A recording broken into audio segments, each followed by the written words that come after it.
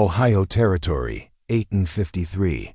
The stagecoach rattled violently over rough-hewn roads as Eleanor Hayes clutched a weathered leather journal to her chest, holding the only evidence of a love that had blossomed through ink and paper alone.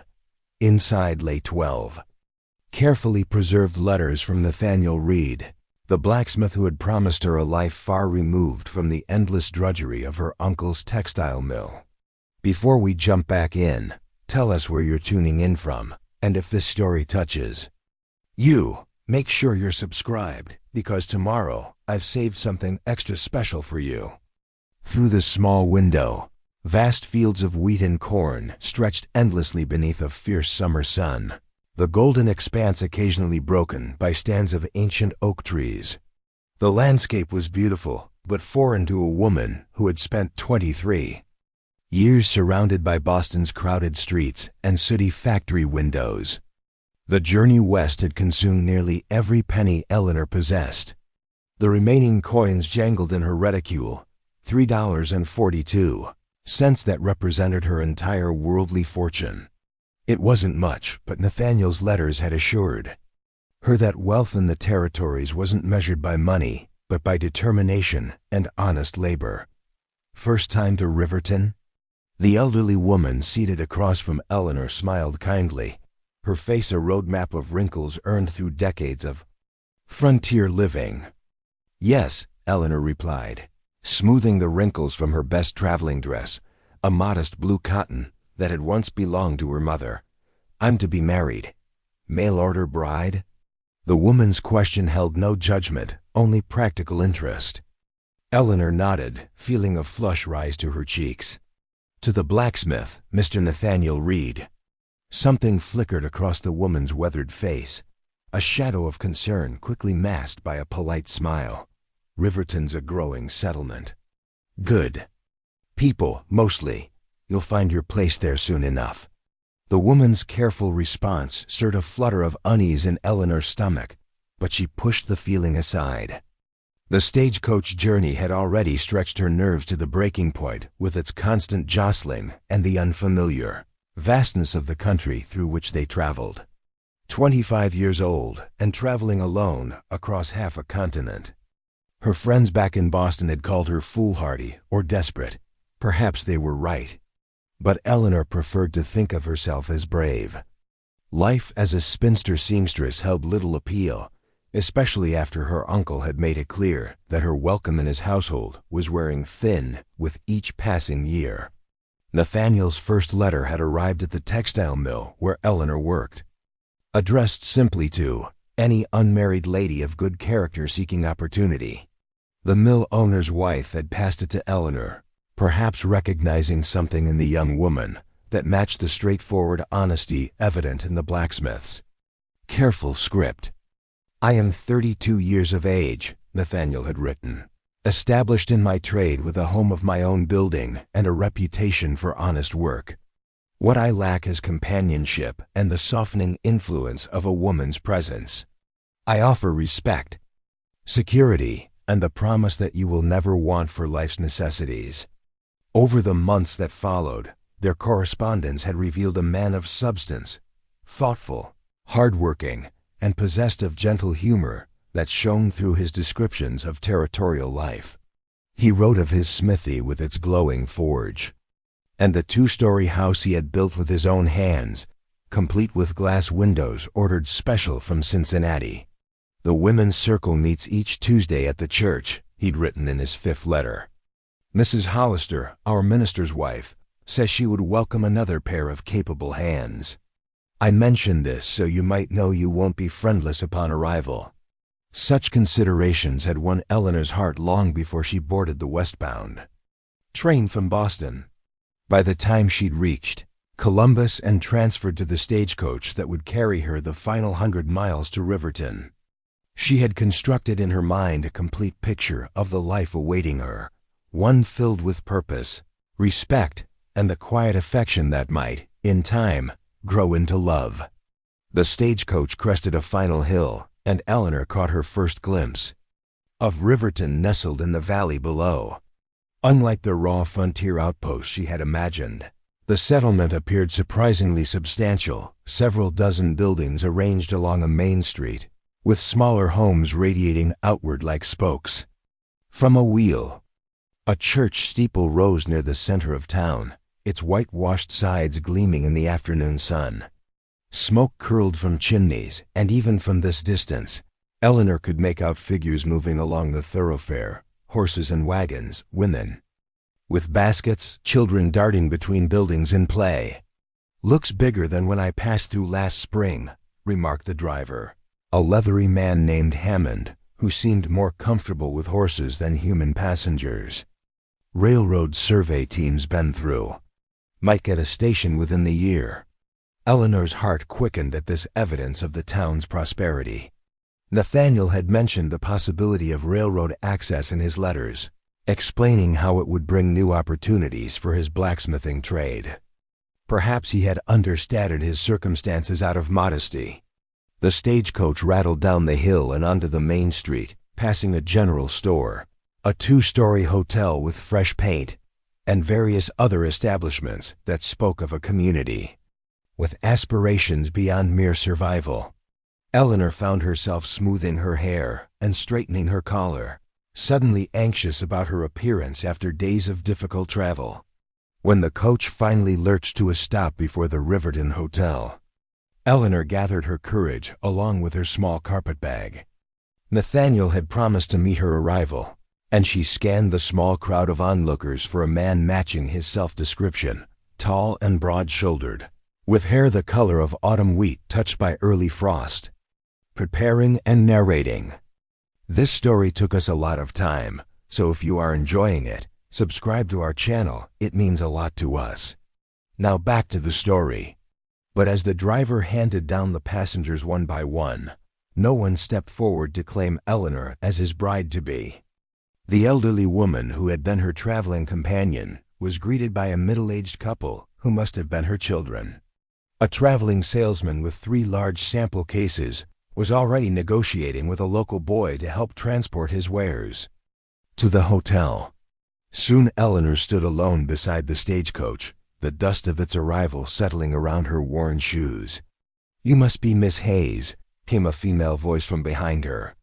Eleanor turned to find a pleasant-faced woman in her 40s, dressed in the practical fashion of the frontier, but with enough attention to current styles to suggest she valued appearances. "I am," Eleanor confirmed, extending her hand. "Eleanor Hayes. I'm expected by Mr. Nathaniel Reid." Something shifted in the woman's expression, a tightening around the eyes that sent a chill through Eleanor despite the summer heat. "I'm Martha Sullivan, wife of the general store owner," the woman said, taking Eleanor's hand in both of hers. "Perhaps we might speak privately. The hotel has a ladies' parlor where we won't be disturbed." Eleanor felt her throat constrict. "Has something happened to Mr. Reid?" Martha Sullivan's kind eyes filled with unmistakable pity. "Please, my dear, let's find somewhere to sit." The hotel's ladies' parlor was mercifully empty, its floral-papered walls and velvet furnishings creating an atmosphere of genteel comfort. That felt jarringly at odds with the dread building in Eleanor's chest. Mrs. Sullivan asked the hotel proprietor to bring tea, then closed the door firmly behind him. "Miss Hayes," she began, settling opposite Eleanor on a small settee, "I'm afraid I have difficult news. Nathaniel Reid passed from this world 3 months ago." The words hung in the air between them, incomprehensible at first, then crashing down with devastating clarity. "Passed?" Eleanor whispered, her hands clutching the journal of letters so tightly that her knuckles whitened. "How?" "Fever," Mrs. Sullivan replied. "It swept through the settlement in early spring. Nathaniel fought it longer than most, but in the end..." She trailed off, allowing Eleanor to fill in the terrible conclusion. 3 months ago," Eleanor repeated numbly. "My last letter from him was dated April 2nd. Mrs. Sullivan nodded. "He took ill just after posting it, from what Dr. Wilson told us. It was a merciful passing, if such things can ever be called merciful. He didn't suffer long." Eleanor stared at the intricate pattern of the carpet beneath her feet, trying to align this incomprehensible news with the carefully constructed future she had carried westward in her heart. Nathaniel Reid, the man whose words had given her the courage to leave everything familiar behind, was gone. The home he had built, the life he had offered, the quiet affection that might have grown between them, all vanished like morning mist under a harsh sun. Did he? Eleanor swallowed hard against the tightness in her throat. Was there any message for me? Did he know I was still coming? Mrs. Sullivan's gentle expression provided answer enough, but she spoke the words. Anyway, the fever took him quickly, dear. I don't believe he had opportunity to make arrangements, though I know he was greatly anticipating your arrival. He spoke of little else at church the Sunday before he fell ill. A terrible thought struck Eleanor with sudden force. His home, his business, what's become of them? The smithy has stood empty these 3 months, Mrs. Sullivan explained. There was no will that anyone could find. Without legal claim, such properties typically revert to the territorial authority for auction. The room seemed to tilt beneath Eleanor's feet. Not only had she lost the future husband whose correspondence had offered her hope and purpose, but she now found herself stranded in an unfamiliar settlement, nearly penniless, with no legal claim to even temporary shelter. The auction, she said, grasping at this slender thread. Has it occurred yet? Scheduled for next Monday, Mrs. Sullivan replied, but without funds to bid. She let the sentence trail delicately into silence. Eleanor's mind raced through diminishing options. Her remaining money wouldn't cover a return journey to Boston, even if crawling back to her uncle's grudging charity had been acceptable. The stage to Columbus wouldn't return for another week, and even the cheapest room at the hotel would consume her meager resources within days. Is there work available in Riverton? She asked finally, drawing upon reserves of practical determination that had sustained her through previous hardships. I'm skilled with a needle. I managed the finishing room at Holbrook Textile Mill for 3 years. Relief softened Mrs. Sullivan's features. As it happens, Riverton has been without a proper seamstress since Mrs. Baxter moved to her daughter's home in Cincinnati. I've been handling minor repairs at the general store, but anything requiring real skill must be sent to Columbus. A tiny spark of hope kindled in Eleanor's chest. I can create or alter any garment from the simplest work shirt to formal wedding attire. My embroidery was featured in the Boston Ladies' Companion last winter. Mrs. Sullivan regarded her thoughtfully. That could certainly be valuable to our community, though establishing yourself would require time, and meanwhile, you'll need lodging. I have nearly $4, Eleanor admitted, embarrassment heating her cheeks. How long might that secure a room at this hotel? 2 nights, perhaps. 3 if you take no meals, Mrs. Sullivan said candidly. Then, after a moment's consideration, there's another possibility. My sister-in-law, Widow Cooper, takes in boarders at her home near the church. $5 weekly, including meals, though she sometimes makes arrangements for reduced rates in exchange for household assistance. $5 weekly. Even with immediate sewing work, Eleanor would struggle to meet such costs. She had come west with dreams of becoming a wife and homemaker, not to exchange one form of wage labor for another. Yet beggars, particularly female beggars in frontier territories, could ill afford to indulge in disappointment. I would be most grateful for an introduction to your sister-in-law, Eleanor said with all the dignity she could muster. Mrs. Sullivan patted her hand. First, let me show you to Nathaniel's grave. I think you might wish to pay your respects to the man who brought you all this way, even if fate prevented your meeting in this life. The Riverton Cemetery occupied a peaceful hillside overlooking the settlement, its neat rows of markers bearing testament to the community's respect for those who had helped build it. Most graves featured wooden crosses or simple headstones, though several more elaborate monuments suggested families of means or particular community standing. Nathaniel Reid's final resting place was marked by a well-crafted stone bearing his name, dates, and the simple epitaph, "A skilled hand and an honest heart." Someone had planted wildflowers around the base of the marker, black-eyed Susans, and purple coneflowers that nodded gently in the afternoon breeze. Eleanor stood before the grave, journal of letters pressed against her heart, struggling to connect this mound of earth with the man whose words had changed the course of her life. How strange to mourn someone she had never met, yet whose voice she knew so intimately through his careful penmanship and thoughtful phrases. "Would you prefer a moment alone?" Mrs. Sullivan asked gently. Eleanor nodded, grateful for the other woman's sensitivity. When Mrs. Sullivan had withdrawn to a respectful distance, Eleanor knelt beside the grave, her fingers tracing the letters of Nathaniel's name in the sun-warmed stone. "I came," she whispered, "just as I promised in my letters. One wish." Her voice caught on unspoken regrets, possibilities forever foreclosed by death's untimely intervention. As she rose to leave, Eleanor noticed another figure in the cemetery, a man standing motionless before a grave at the far end of the grounds. Even from a distance, his appearance was striking. Tall and powerfully built, he stood with the straight-backed posture of a soldier despite the evident weariness in his stance.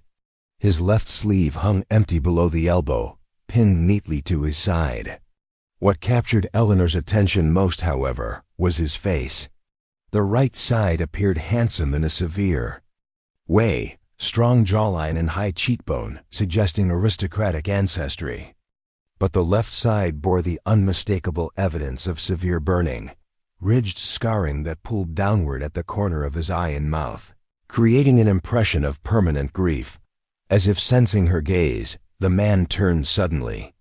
Their eyes met across the cemetery's peaceful expanse, and Eleanor felt an unexpected jolt of connection, not romantic attraction, but recognition of a kindred loss. Here was someone else who understood how completely life's path could diverge from expectation. The scarred man touched his hat brim in silent acknowledgement before turning away, his movements as he departed suggesting military training despite his evident injury. There was something compelling about his dignified bearing that lingered in Eleanor's thoughts as she rejoined Mrs. Sullivan. Who was that man? She asked as they made their way back toward town. Mrs. Sullivan glanced over her shoulder, though the man had already disappeared among the trees that bordered the cemetery. "Isaiah Turner," she replied, her tone suggesting complicated community feelings. "Returned from the Mexican War 3 years ago. Keeps mostly to himself since then." "He's the blacksmith now?" Eleanor asked, making a logical connection given the man's evident strength despite his injury. "No," Mrs. Sullivan said, surprise evident in her voice. "Though I suppose with his one good arm, he might manage some aspects of the trade. He was a master smith before the war, had his own forge in Cincinnati. Now he makes furniture, beautifully crafted pieces that he sells through my husband's store when he needs supplies. He seems—" Eleanor searched for an appropriate word. "Forbidding," Mrs. Sullivan suggested. "Many find him so. The scars aren't just on his skin, from what those who knew him before the war tell us. He was quite different then, engaged to be married, active in church affairs, always ready with a joke or helping hand." "What happened to his fiancée?" Eleanor asked, then immediately regretted the intrusive question. Mrs. Sullivan's expression tightened. She waited a year after news came that Isaiah had been gravely wounded. When no further word arrived, she married a dry goods merchant from Columbus. Isaiah returned 6 months later to find her gone and his former life closed to him. The parallel to Eleanor's own situation, arriving to find anticipated happiness, transformed to ashes, struck her with unexpected force. Yet Isaiah Turner's loss seemed far more profound. She had lost a future constructed largely in her imagination. He had lost a life actually lived and loved, along with the physical wholeness that had defined his identity as a craftsman. "Widow," Cooper's boarding house proved to be a tidy two-story structure painted a cheerful yellow, with neat curtains at the windows and a small garden of herbs and vegetables alongside.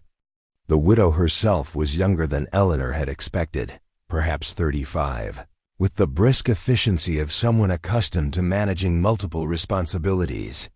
"My usual rate is $5 weekly," she confirmed after Mrs. Sullivan made the introductions and explained Eleanor's situation.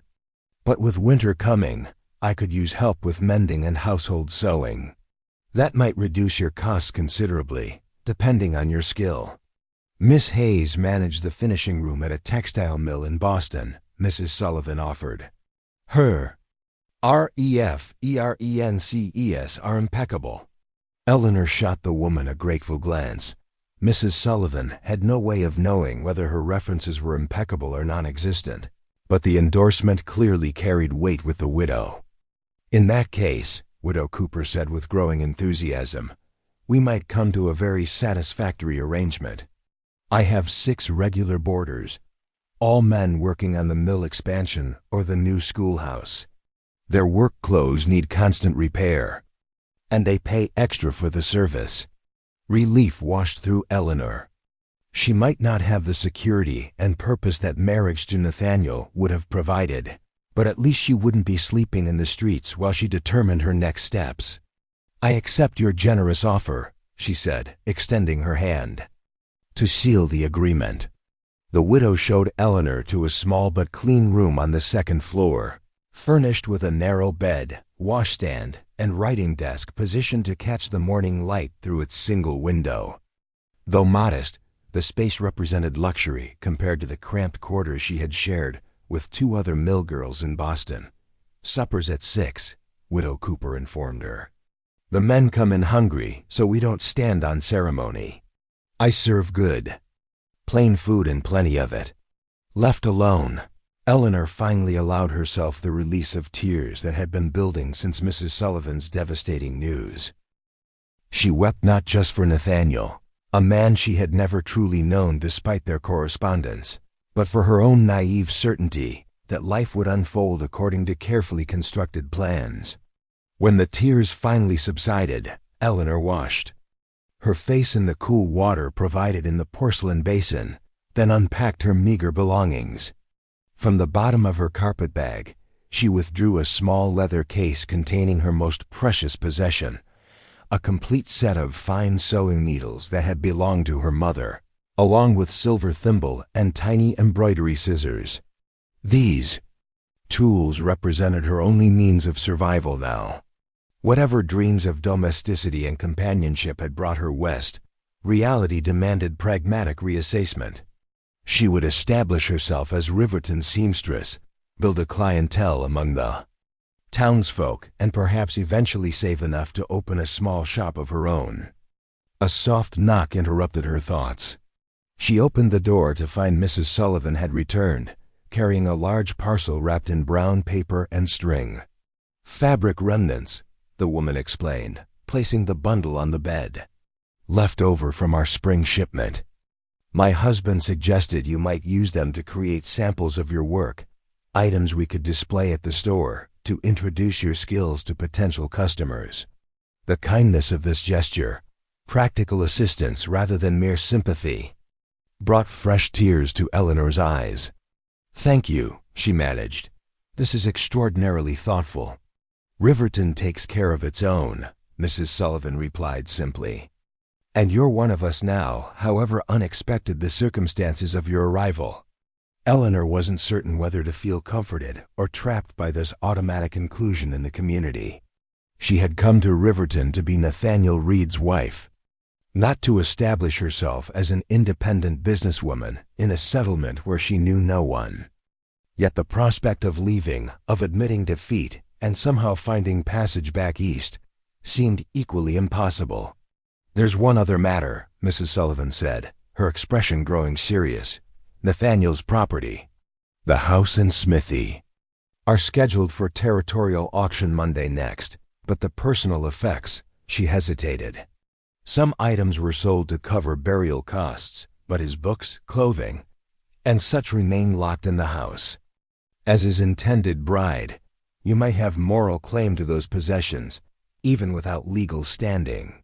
Who would have the authority to grant such access? Eleanor asked.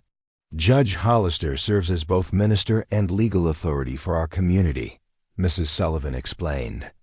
His wife heads the women's circle Nathaniel mentioned in his letters. They might be persuaded, especially if you brought his correspondence as evidence of your relationship. Hope flickered in Eleanor's chest, not for valuable possessions, but for some tangible connection to the man whose invitation had altered the course of her life. Would you introduce me to them? First thing tomorrow, Mrs. Sullivan promised. For now, rest. You've traveled far and received difficult news. Things often appear in clearer perspective after a night's sleep. After Mrs. Sullivan departed, Eleanor examined the fabric remnants, good quality cotton prints, several yards of serviceable wool, and even a length of blue silk that might create a striking Sunday bonnet or decorative pillows. The gesture represented more than mere charity. It was an investment in her potential contribution to the community. She was measuring a particularly promising length of calico when the dinner bell rang from below. Taking a deep breath to compose herself, Eleanor smoothed her travel-rumpled dress and pinched color into pale cheeks. First impressions among the boarding house residents would be crucial to establishing her reputation in Riverton. As she descended the stairs to the dining room, Eleanor reminded herself that she had faced worse circumstances before. When her parents died of influenza during her 16th year, she had managed to avoid the orphanage by proving her value as a seamstress to her reluctant uncle. When that same uncle suggested she might earn her keep through marriage to his aging business partner, she had found employment at the textile mill instead. Each challenge had required adaptation and determination. This latest setback, arriving to find empty graves instead of wedding preparations, was merely another obstacle to overcome through practical industry and clear-headed assessment of her options. Yet as she entered the dining room to meet the curious gazes of Widow Cooper's other boarders, Eleanor couldn't quite silence the whisper of disappointment in her heart.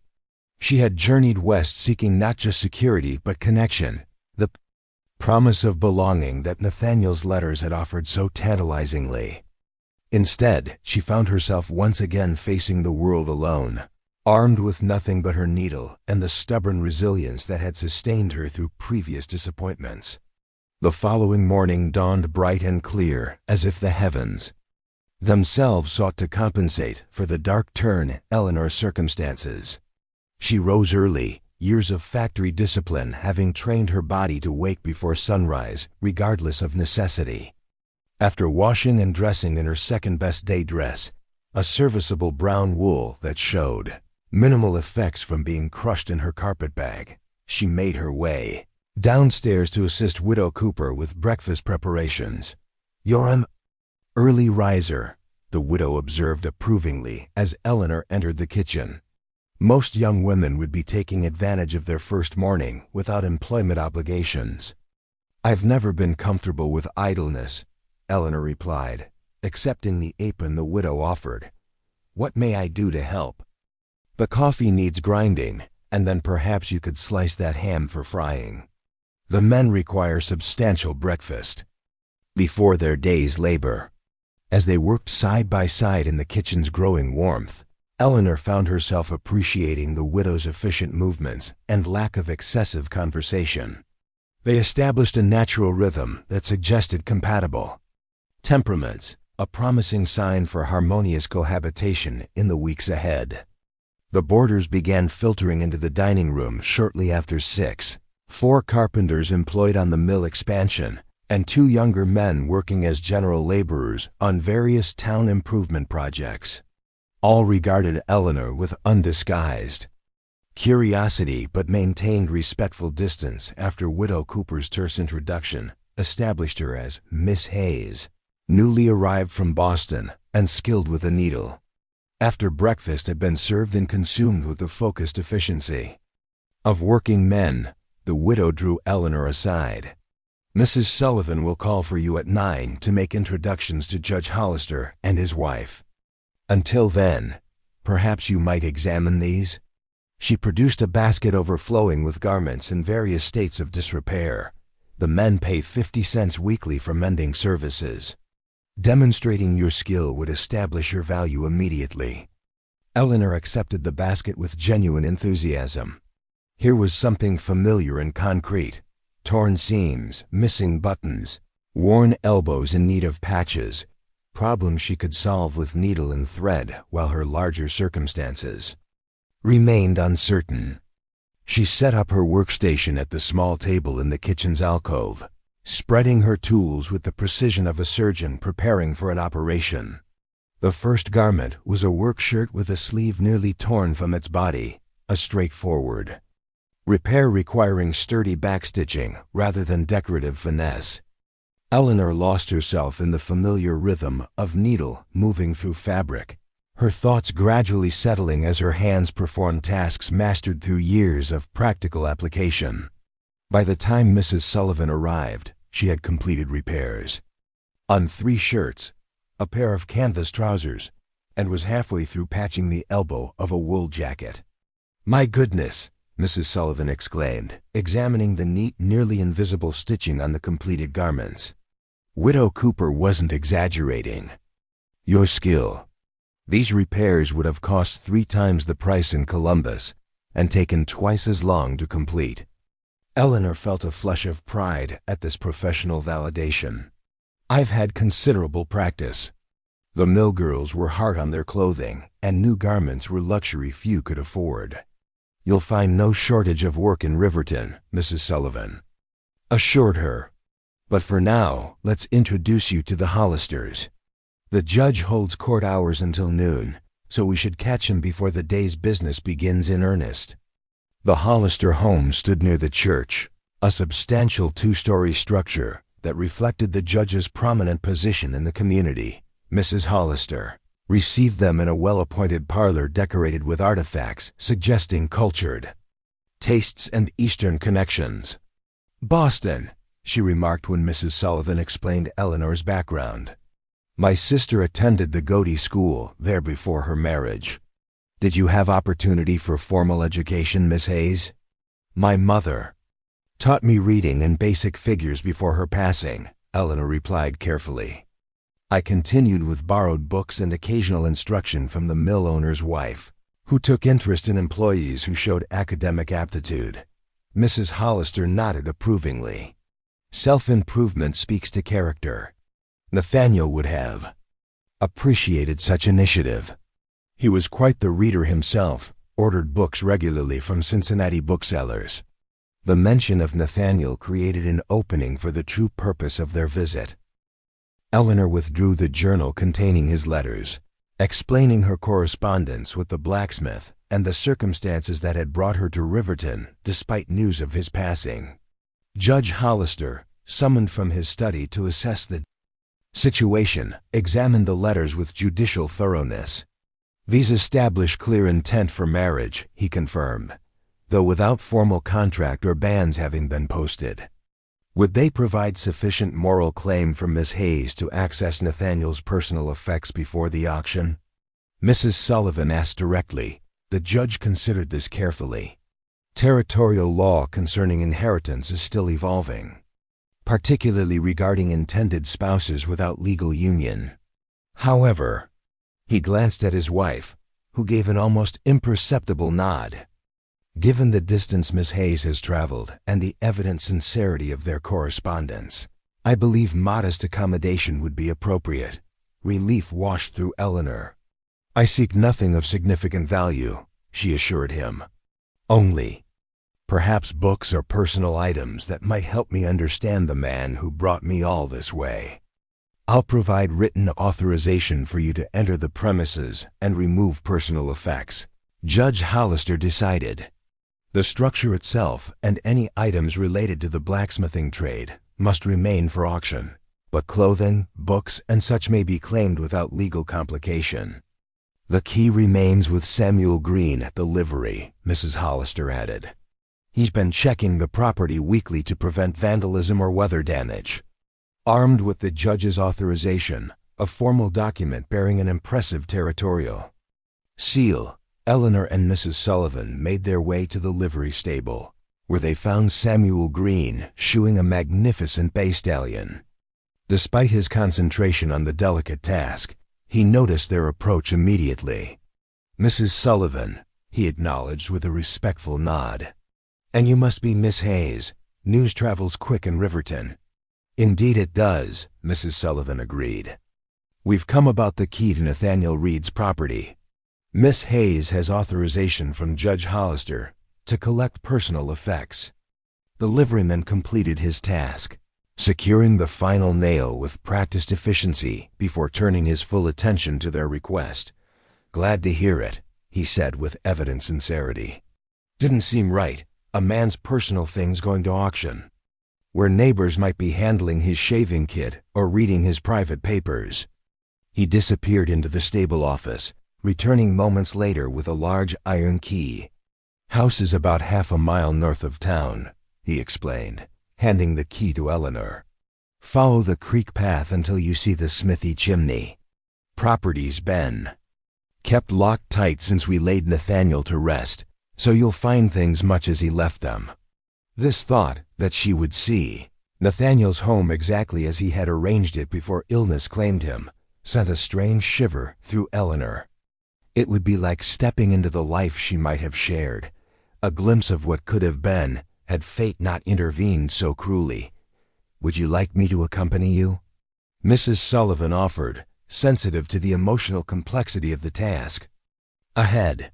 Eleanor considered this briefly before shaking her head.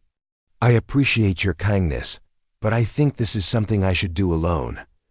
"Understandable," Mrs. Sullivan agreed, "though perhaps Mr. Green could point out the best path. The creek forks about a quarter-mile north, and taking the wrong branch could lead you considerably astray." The liveryman offered more than directions.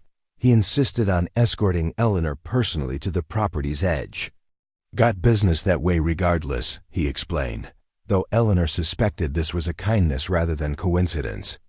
As they walked the pleasant path alongside the burbling creek, Samuel Green proved surprisingly conversational for a man who worked primarily with horses rather than people. "Nathaniel was a good man," he said after they had covered perhaps a quarter-mile. "Honest in his business, generous with his time. Helped me design special shoes for Millicent Thornton's lame mar, when everyone else said the beast should be put down. That horse still runs like a yearling, thanks to his ingenuity." "You knew him well?" Eleanor asked, hungry for details. About the man whose letters had revealed thoughtfulness but few specific personal traits. "As well as anyone in Riverton, I suppose," Green replied. "We played chess Wednesday evenings at the hotel. He usually won, mind you, but was decent enough about it not to gloat." The liveryman smiled at some private memory. "Had a way of thinking 3 moves ahead, in chess and in life. That's why his passing hit folks so hard. Seemed wrong somehow, that a man who planned so carefully could be taken so suddenly."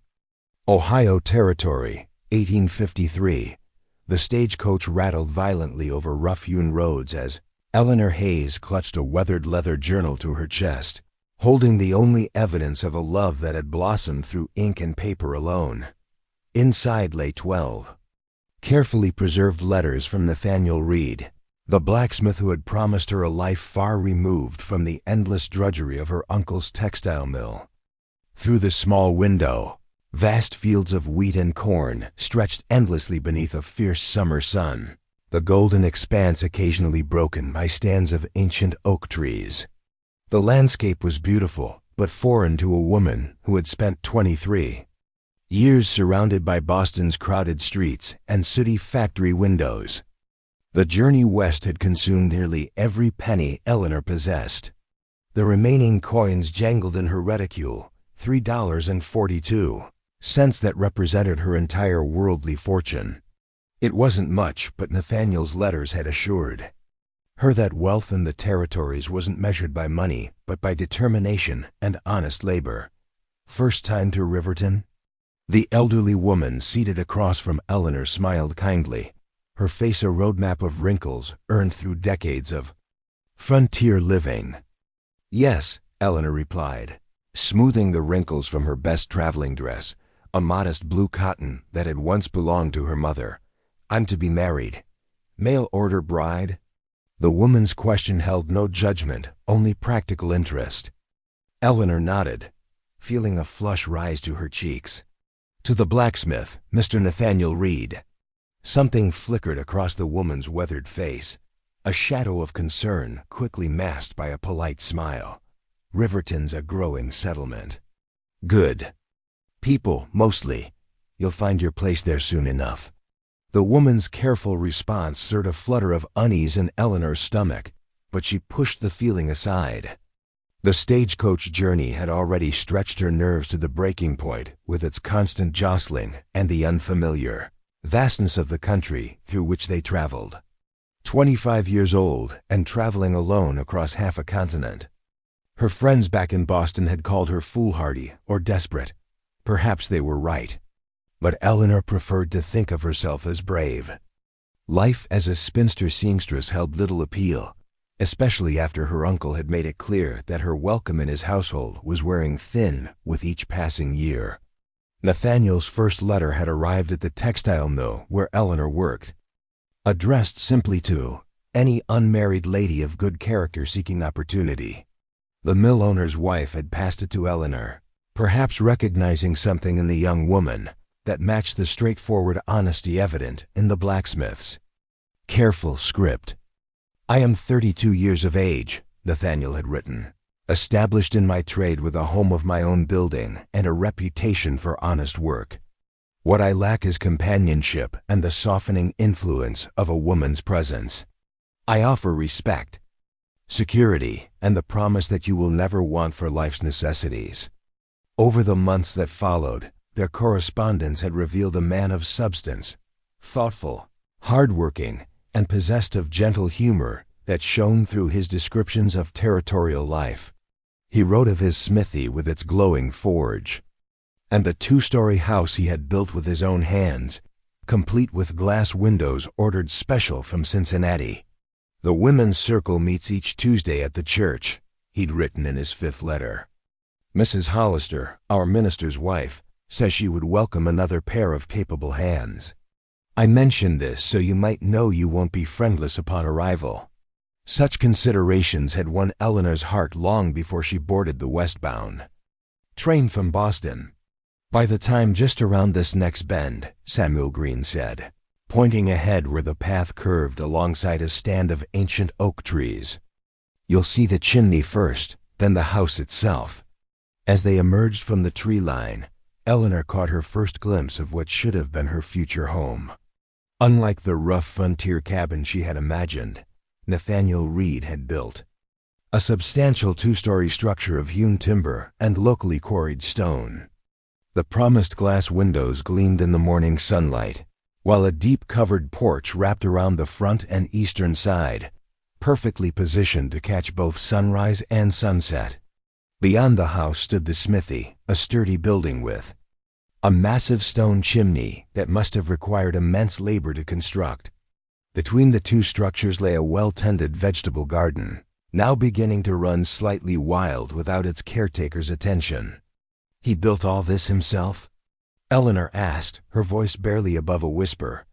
Every bit, Samuel confirmed. Took him nearly 2 years. Lived in a tent while he built the smithy first, then used earnings from that to construct the house. Did things properly, Nathaniel did. The evidence of careful planning and meticulous craftsmanship only deepened Eleanor's sense of loss. This was no frontier bachelor's rough accommodation, but a home designed for family and permanence, exactly as his letters had promised. I'll leave you to your task, Samuel said, seeming to sense her need for privacy. Path back to town is clearly marked. If you find yourself in need of assistance with transporting any items, my boy can bring the wagon later. Eleanor thanked him, then stood for several long moments after his departure, gathering courage to approach the house that should have been her home. The heavy iron key felt suddenly weighty in her palm, a tangible symbol of crossroads reached. But not crossed. The front door opened with a faint creak of hinges in need of oil. Inside, Eleanor found herself in a spacious main room that combined parlor, dining area, and kitchen with a practical economy of space that nonetheless managed to avoid feeling cramped. A stone fireplace dominated one wall, while bookshelves lined another, their contents revealing a man of unexpected intellectual breadth. Homer's Odyssey sat alongside practical volumes on metallurgy and animal husbandry. A complete Shakespeare occupied a prominent position near several books of poetry and collected essays by Emerson. Most surprising was a shelf dedicated to international literature and translation, Cervantes, Goethe, and even what appeared to be Russian folk dailies. "You were a reader," Eleanor murmured, trailing her fingers along the leather-bound spines. She had mentioned her love of books in their correspondence, but had assumed Nathaniel's response was merely politeness rather than genuine shared interest. Now she recognized that they might indeed have found common ground in literature during the long winter evenings his letters had described. Moving deeper into the house, Eleanor discovered a kitchen area equipped with cast-iron cookware of exceptional quality, undoubtedly Nathaniel's own creation. Copper pots hung from a rack near the large stone hearth, while a pump at the indoor sink suggested modern conveniences she hadn't expected to find in territorial accommodations. The dining table bore evidence of Nathaniel's final days. Half-empty cup of tea, now dried to residue, and an open book marked with a pressed wildflower. Eleanor lifted the volume carefully, noting that it was a collection of Wordsworth's poetry. Open to She Dwelt Among the Untrodden Ways, a poem about a woman living in obscurity, whose true worth went largely unrecognized until after death. Had Nathaniel been reading this particular poem while thinking of her? The possibility created an unexpected ache in Eleanor's chest, as if a connection was forming, even as the possibility of relationship had been forever severed.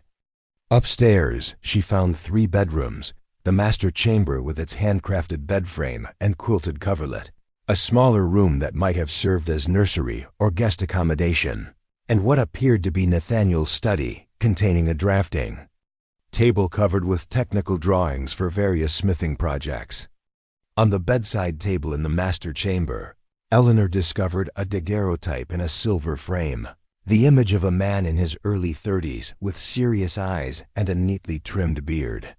He stood beside his forge, hammer in hand, caught in a moment of arrested motion that somehow captured both strength and thoughtfulness in a single image. "Nathaniel," she whispered, finally able to put a face to the words that had brought her across a continent. He was handsome in a substantial way, not conventionally beautiful, but possessed of the kind of features that suggested reliability and quiet determination. What most struck Eleanor was the intelligence evident in his gaze, the same quality that had shone through his careful penmanship and thoughtfully constructed sentences. This was indeed the man whose letters had won her trust and inspired her journey. The knowledge that she would never hear his voice or feel his hand clasp hers in welcome struck her with fresh poignancy. In the study, Eleanor found evidence of Nathaniel's methodical nature. Account books showed a thriving business managed with scrupulous attention to detail. A leather portfolio contained designs for specialized tools and decorative metalwork that revealed artistic sensibility alongside practical craftsmanship. Most significantly, she discovered a wooden box containing copies of his letters to her, each one carefully drafted before the final version was sent east. Seeing the crossed-out phrases and rewritten passages gave Eleanor unexpected insight into how much care Nathaniel had invested in their correspondence. These weren't casual communications, but deliberately crafted expressions of growing affection and shared purpose. One document in particular caught her attention, a legal paper dated just 6 weeks earlier, granting ownership of both house and smithy to Eleanor Hayes, upon completion of marriage vows or arrival in Riverton, whichever occurs first. The document had been witnessed by Judge Hollister, but apparently never filed with territorial authorities. Eleanor's hands trembled as she read the provisions. Nathaniel had intended his property to pass directly to her, regardless of whether their marriage took place immediately upon her arrival. Had this document been discovered and properly filed, she would now be legal owner of both home and business. Judge Hollister needed to see this immediately.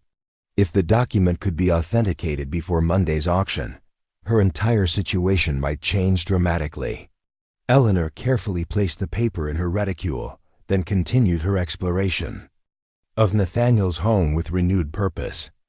By midday, she had assembled a modest collection of items that seemed appropriate to claim, several books that aligned with interests she had expressed in her letters, the daguerreotype of Nathaniel, and a hand-carved wooden box containing a silver thimble that his letter had described as having belonged to his mother.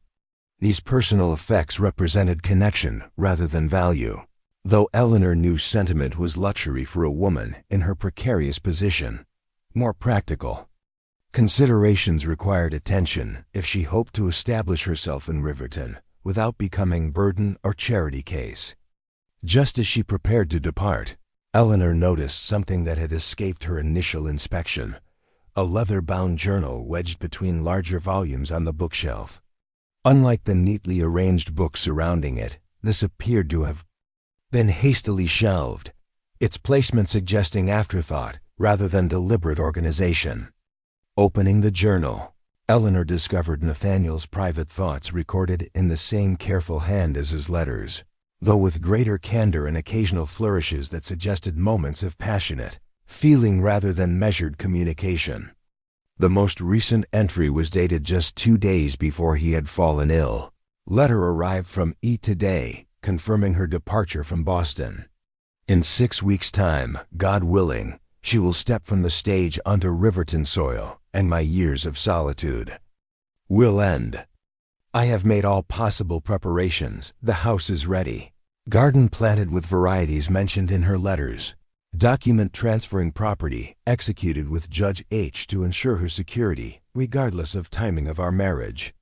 Some might consider it folly to entrust so much to a woman I know only through correspondence, but her letters reveal character, thoughtful, determined, practical without sacrificing appreciation for beauty and meaning.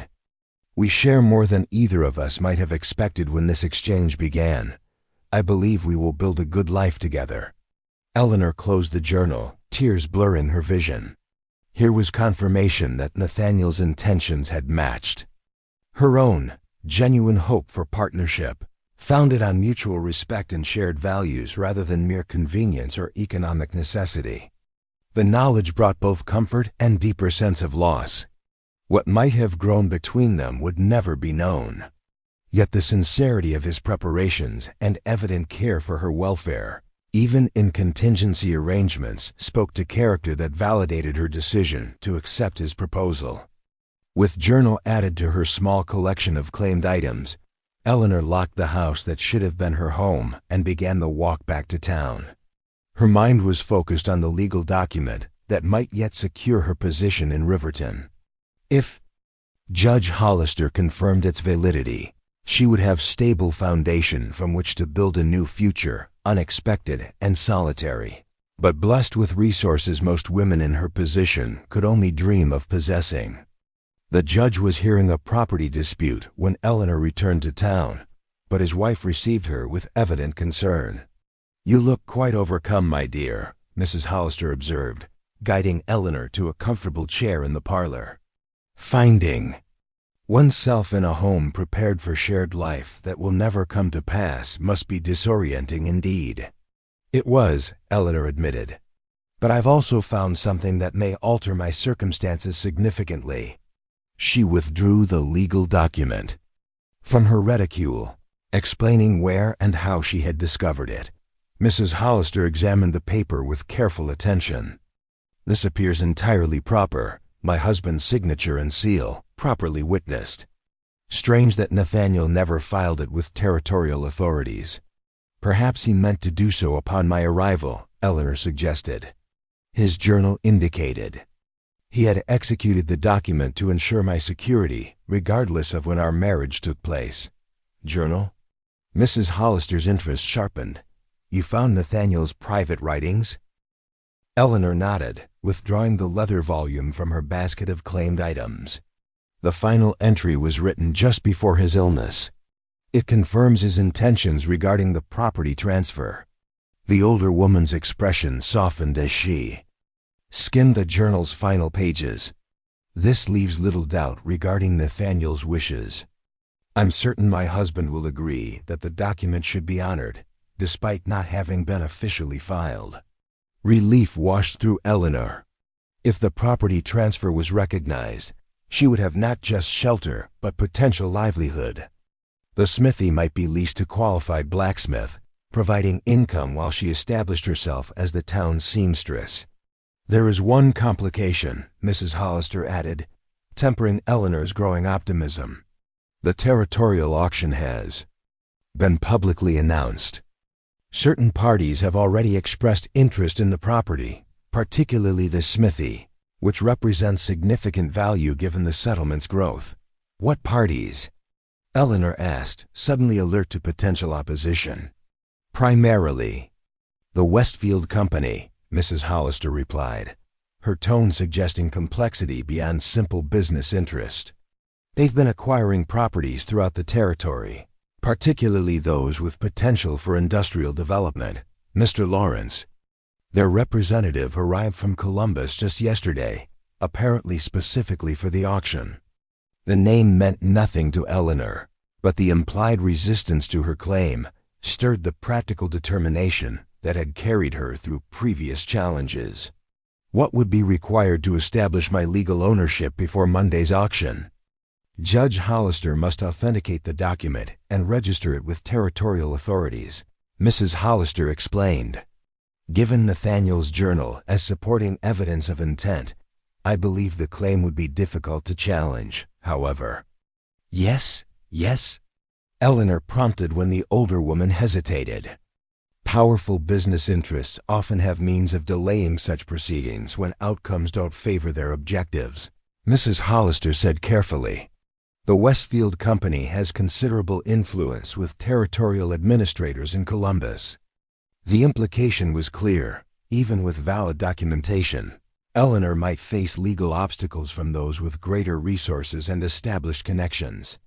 Her status as unmarried woman without family connections or financial resources would make her particularly vulnerable to such pressure.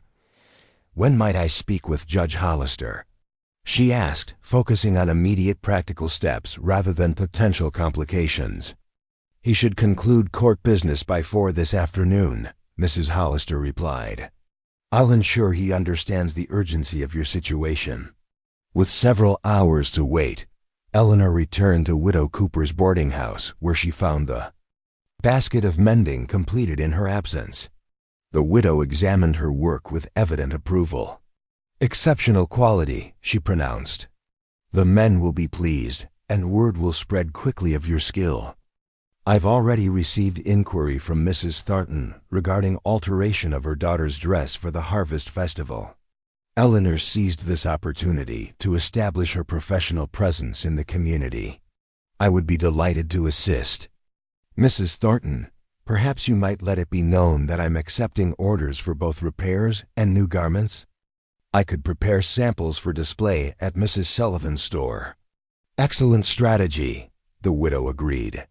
Nothing establishes competence faster than visible evidence of skill. The fabric remnants she provided would make fine demonstration pieces. For the next several hours, Eleanor lost herself in familiar work, creating samples that showcased various techniques from basic tailoring to decorative embroidery. Each piece was designed to demonstrate practical utility, alongside aesthetic consideration. Buttonholes executed with mathematical precision, French seams that would withstand years of laundering, embroidered embellishments that transformed simple fabric into distinctive garments. The focused activity helped calm her thoughts regarding the legal complications that might lie ahead. Whatever happened with Nathaniel's property, she possessed marketable skills that would prevent destitution. She had arrived expecting to be wife and helpmate. Circumstances now required her to be independent businesswoman instead. The transition was unwelcome, but not insurmountable. By 4 o'clock, Eleanor had completed several impressive samples: a child's pinafore with smocked bodice, a gentleman's waistcoat with perfectly matched pattern at the seams, and a lady's collar featuring delicate whitework embroidery that transformed plain fabric into elegant accessory. Mrs. Sullivan arrived just as Eleanor was gathering these items, along with Nathaniel's document and journal. "Judge Hollister will see you now," she announced. "I've brought the wagon since walking while carrying your work would risk damage to the samples." The judge received Eleanor in his office rather than the formal courtroom, creating atmosphere of consultation rather than legal proceeding. After examining both document and journal, he leaned back in his chair with expression of someone weighing competing considerations. "The document itself is certainly valid," he confirmed. "I recall preparing it at Nathaniel's request. He was quite specific about ensuring your security upon arrival, regardless of whether marriage took place immediately or after period of acquaintance." "Then my claim to the property is legally sound?" Eleanor asked. "In principle, yes, Judge," Hollister replied carefully. "However, there are procedural complications. Territorial law requires that property transfers be registered within 30 days of execution. This document was signed 6 weeks ago but never filed." Eleanor's heart sank. "Is there no provision for extraordinary circumstances?" "Nathaniel fell ill before he could complete the registration. There are indeed provisions for unusual situations," the judge acknowledged. "The question is whether we can navigate territorial bureaucracy before Monday's auction. Once property is sold at official auction, reversing such transaction becomes exceedingly difficult, even with valid prior claim. What would you advise?" Eleanor asked directly. Judge Hollister considered the question with judicial thoroughness. "I will file the document immediately, with attached affidavit explaining the circumstances. Additionally, I can issue temporary injunction delaying the auction pending resolution of ownership questions." Relief surged through Eleanor. "Thank you. I'm extremely grateful for your assistance." "Don't thank me yet," the judge cautioned. "The Westfield Company representative, Mr. Lawrence, has already expressed strong interest in acquiring the smithy. When he learns of potential delay, he may employ legal counsel to challenge the injunction. Such challenges often succeed through sheer persistence and financial resources that overwhelm individuals without similar backing." The judge's warning echoed concerns his wife had expressed earlier. Eleanor straightened her spine, drawing on reserves of determination that had sustained her through previous challenges. "I will defend my claim with whatever resources I possess," she stated firmly. "Nathaniel's intentions were clear, and I refuse to surrender his legacy without exhausting every possible avenue of rightful ownership." Something in her resolute tone appeared to impress the judge. "In that case, I suggest securing witness statements from those who can attest to Nathaniel's expressed intentions regarding your future together. Samuel Green, Mrs. Sullivan, others who might have heard him discuss preparations for your arrival. Supporting testimony strengthens your position should formal hearing become necessary." As Eleanor departed the judge's office with new sense of purpose, she noticed a well-dressed gentleman in conversation with the clerk. Though they spoke in hushed tones, she caught fragments that confirmed her suspicions: auction delay, unsubstantiated claim, territorial administration, phrases that suggested opposition already mobilizing against her interests. Man turned slightly as she passed, revealing aristocratic features and the calculating gaze of someone accustomed to assessing monetary value in every situation. This must be Lawrence, the Westfield Company representative whose interest in Nathaniel's property represented threat to her tentative security. "Miss Hayes," he acknowledged with precision that confirmed he had already identified her as potential obstacle. I understand congratulations may be in order regarding unexpected inheritance. The deliberate emphasis on unexpected carried clear insinuation that her claim was opportunistic rather than legitimate. Eleanor refused to be intimidated or drawn into premature confrontation. "Mr. Lawrence," she replied with matching precision, "I'm simply ensuring that Mr. Reid's documented intentions are properly honored, as any person of conscience would do in similar circumstances." His smile never reached calculating eyes. "Admirable sentiment. Though in my experience, territorial. Administrators tend to favor documented public transactions over private arrangements discovered after interested parties are deceased." The implied threat confirmed Judge Hollister's warning about potential challenges to her claim. Rather than engaging further, Eleanor nodded politely and continued toward the street, where Mrs. Sullivan waited with the wagon. "That was Lawrence," Mrs. Sullivan confirmed as they drove toward the general store. "His company has been buying properties throughout the county, always at considerable discount to true value, usually from those without resources to develop their holdings properly, or from those who can be pressured into selling through legal intimidation," Eleanor added, relating the veiled threat implied in Lawrence's comments. Mrs. Sullivan's expression hardened. "Riverton has thus far resisted Westfield's attempts to establish dominant position in our community. Several residents have declined generous offers for strategic properties. Lawrence's interest in the smithy likely relates to its position controlling access to water power from the creek, essential for industrial development." This information added dimension to the conflict beyond Eleanor's personal interests. The smithy represented not just her potential livelihood, but broader community concerns about outside interests gaining control of local resources. "Would Riverton support my claim against Westfield's challenge?" she asked directly. "Those who knew Nathaniel certainly would," Mrs. Sullivan replied without hesitation. "He was well respected, and his wishes regarding your welfare would matter to many residents. However," she hesitated. "Please speak plainly," Eleanor encouraged. "I need to understand the full situation.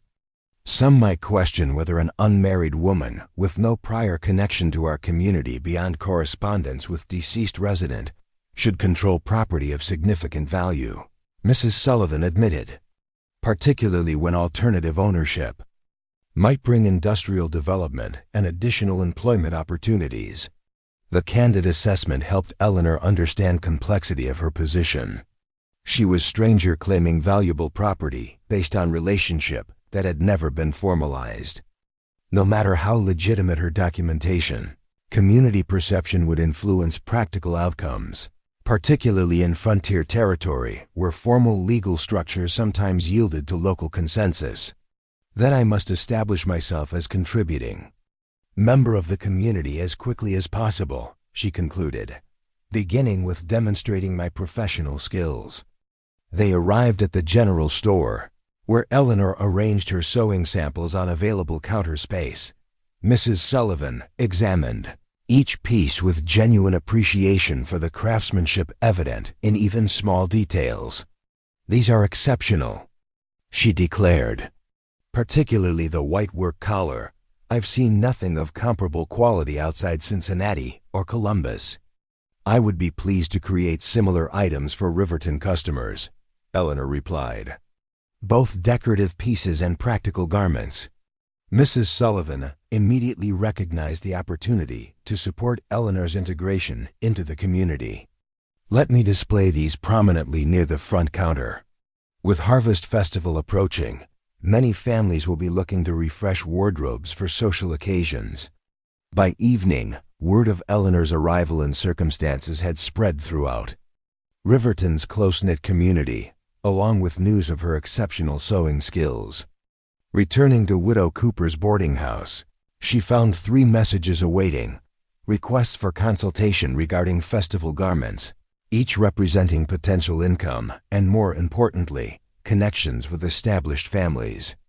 "You've made quite impression for someone less than 2 days in our community," the widow observed as they prepared evening meal together. "Though I understand there's potential conflict brewing regarding Nathaniel's property." News traveled quickly. "Indeed, in small settlements. Judge Hollister has filed my claim based on Nathaniel's signed document, but there may be challenges from outside interests who had planned to purchase the property at auction." "The Westfield Company," Widow Cooper nodded knowingly. "They've been attempting to establish controlling interest in local resources for over a year. Most residents have resisted, but individual property owners find themselves at disadvantage when facing corporate resources and legal maneuvering."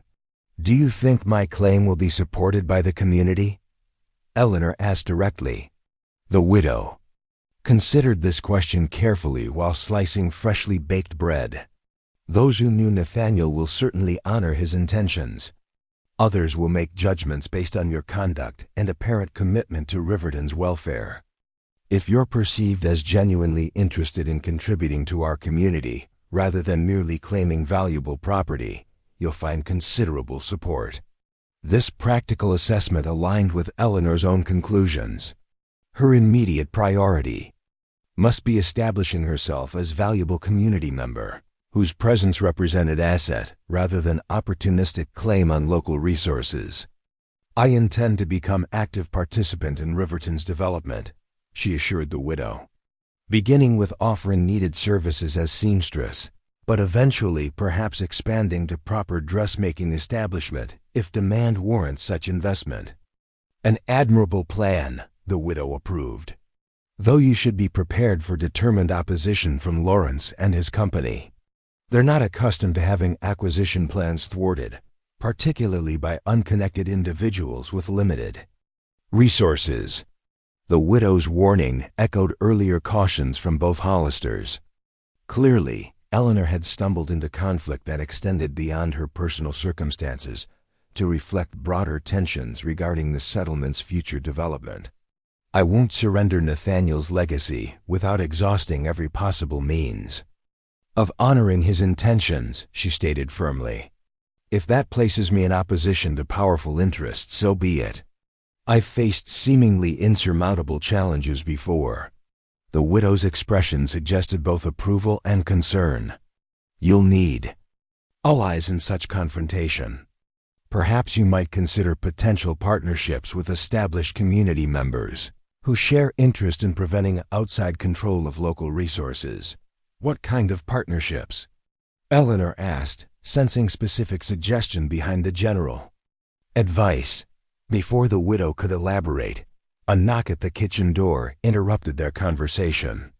She opened it to reveal the scarred man Eleanor had observed in the cemetery, Isaiah Turner, standing on the back step with unreadable expression. "Mr. Turner," the widow greeted him with evident surprise. "This is unexpected." "Forgive the intrusion," he replied, his voice deeper than Eleanor had imagined, resonant despite the scarring that pulled at one side of his mouth.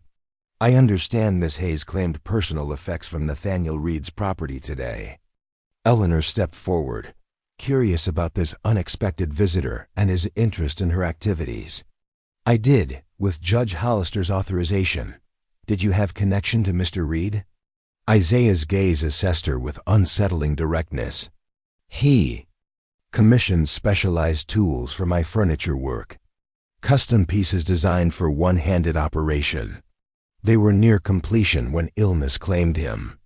"I saw nothing of that nature," Eleanor replied honestly, "though I focused primarily on personal items rather than workshop contents."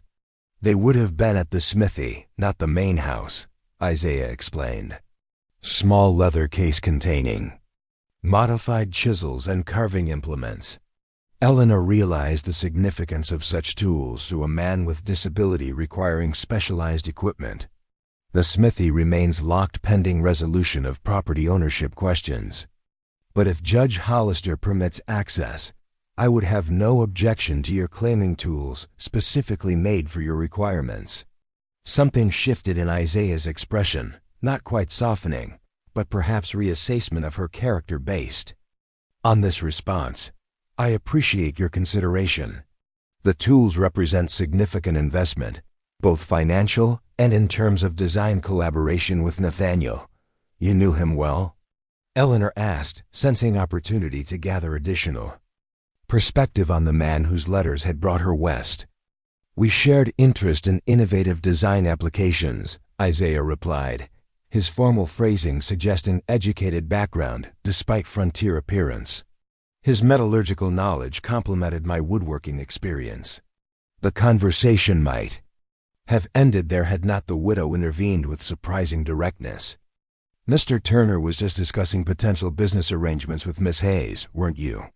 She prompted, ignoring his startled glance. Regarding specialized furniture for the Harvest Festival display. Isaiah recovered quickly, evidently, recognizing the widow's attempt to create connection between newcomer and established resident. Indeed, your sewing requires proper display furnishings. I create such pieces for discriminating clients. The transparent fiction might have been amusing had not Eleanor suddenly recognized genuine opportunity in the suggestion. Isaiah Turner clearly possessed both skill and community standing that might prove valuable as she established herself in Riverton. I would welcome discussion of appropriate display furnishings for my work, she responded, matching his formal tone while acknowledging the widow's matchmaking with slight nod. Perhaps you might show me examples of your craftsmanship. The invitation represented professional courtesy rather than personal interest. But Eleanor noticed Isaiah's posture shift subtly, shoulders straightening as if unexpected respect had lightened invisible burden he carried. My workshop is just beyond town limits, he replied. I could bring photographs and design sketches tomorrow, if that would be convenient. Perfect, Eleanor agreed. I'll be consulting with potential clients in the morning, but afternoon would allow proper consideration of display options. After Isaiah departed, Widow Cooper's expression suggested both satisfaction and mild amusement. Well handled, she approved. Isaiah Turner is respected craftsman despite his reclusiveness. Association with his established reputation would strengthen your position within the community. You're suggesting strategic alliances, Eleanor observed, recognizing the widow's practical approach to community dynamics. Precisely, the widow confirmed unapologetically. Riverton, like any settlement, operates on networks of relationship and mutual interest. As newcomer claiming valuable property, you need connections with established residents whose support validates your position. The advice reflected frontier pragmatism rather than manipulation. Eleanor appreciated both its honesty and underlying wisdom.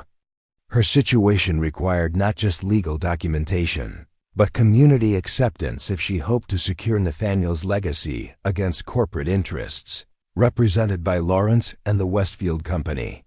Tell me more about Isaiah Turner, she requested. As they resumed meal preparation, Mrs. Sullivan mentioned he was engaged before the war, but returned to find his fiancée married to another. That's part of his story, the widow acknowledged, though not its entirety. Before his military service, Isaiah was prominent furniture maker in Cincinnati, trained in European techniques, commissioned by wealthy families throughout the region.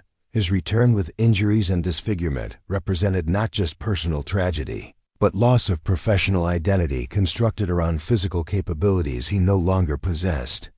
Yet he continues his craft, Eleanor noted, remembering Mrs. Sullivan's comment about beautifully crafted pieces sold through the general store. Reinvented through necessity and determination, the widow confirmed. His current work actually exceeds his earlier accomplishments in both technical innovation and artistic expression. Tragedy transformed his approach to craftsmanship in ways that have elevated rather than diminished his art. The parallels to Eleanor's own situation were unmistakable. Both faced rebuilding lives and professional identities after unexpected devastation of carefully constructed plans. Isaiah had apparently found pathway from trauma to renewal through applying existing skills in new contexts. Perhaps her own journey might follow similar trajectory, Unexpected partnership replacing anticipated marriage as foundation for new beginning in frontier community. As dinner preparations concluded, Eleanor found herself considering unexpected developments of her second day in Riverton. She had arrived expecting to claim personal mementos from deceased fiancé. Instead, she had discovered potential property, ownership, professional opportunities, community connections, and emerging conflict with powerful business interests. Most surprisingly, she had encountered Isaiah Turner, scarred veteran whose parallel experiences with shattered expectations and professional reinvention suggested possible alliance beneficial to both. Their brief interaction had revealed intelligence and dignity that transcended physical limitations imposed by war injuries. Eleanor had journeyed west seeking security through traditional marriage. Fate had denied that path while potentially opening alternative route to independence built on property ownership and professional enterprise. The transformation from mail-order bride to independent businesswoman represented challenge she had never anticipated, but increasingly found herself prepared to embrace. That night, as she prepared for sleep in Widow Cooper's modest but comfortable guest room, Eleanor opened Nathaniel's journal once more, seeking connection with the man whose letters had brought her to this unexpected crossroads. His final entry seemed to speak directly to her current circumstances. "You've transformed property dispute into referendum on community values," Mrs. Thornton observed approvingly as they shared light meal provided by Church Women's Auxiliary. Phillips cannot ignore broader implications regardless of technical legal considerations. Lawrence appeared genuinely surprised by technical aspect of your presentation, Samuel Green added. Clearly expected routine ownership challenge rather than substantive proposal regarding adaptive technologies. These observations confirmed effectiveness of strategy. Eleanor and Isaiah had developed elevating dispute beyond personal claim to represent fundamental questions about territorial development priorities. What had begun as simple injunction hearing had evolved into community statement regarding local autonomy versus corporate control. As afternoon session commenced, Phillips announced structured approach to resolving competing claims. "I will address 3 distinct questions," he stated. First, legal validity of transfer document despite registration delay. Second, territorial interest in specific innovations developed by Nathaniel Reid. Third, appropriate disposition ensuring both property rights and community benefit are properly considered. This methodical framework suggested Phillips was weighing broader considerations beyond strict legal technicalities, exactly what Eleanor had hoped to achieve through their comprehensive petition. Lawrence's expression revealed recognition that proceedings had expanded beyond simple procedural challenge he had anticipated. Regarding document validity, Phillips began, "I find compelling evidence that Nathaniel Reid executed proper transfer instrument with clear intention of ensuring Miss Hayes' security upon arrival. While registration requirements were not technically fulfilled due to intervening illness and death, the document itself meets all substantive requirements for valid property transfer." This preliminary finding represented significant victory for Eleanor's position, though Phillips immediately tempered it with procedural caveat. However, territorial regulations regarding timely registration cannot simply be disregarded without establishing compelling public interest that outweighs procedural requirements. Lawrence's attorney seized upon this qualification, rising to emphasize importance of consistent application of property regulations. Administrator, permitting unregistered transfers creates dangerous precedent undermining territorial property. System, regardless of sympathetic circumstances, regulations must apply consistently to all transactions. The argument represented sound legal position that Eleanor couldn't directly counter through technical expertise.